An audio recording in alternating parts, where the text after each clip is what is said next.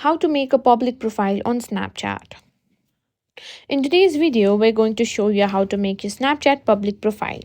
If you want to grow your audience, share your snaps with more people, or just make your profile more accessible, creating a public profile is the way to go. Let's get started. First, open the Snapchat app on your tap on your profile icon in the top left corner to go to your Snapchat profile. Once you're in your profile, tap on edit profile.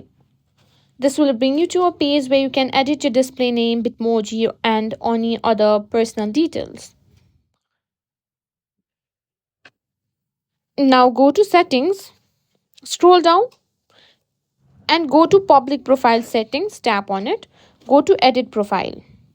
Here are all the locations that I mentioned earlier if you cannot find it in the main home page. Now what you can do is keep a bio, put a photo which everyone can see, and a name. Now go back.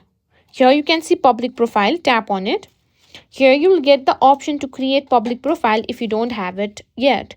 Now what you need to do is tap on create public profile. Snapchat will then walk you through the steps to set it up. You'll be able to choose whether you want to include things like your stories and Snapchat spotlight content in your public profile.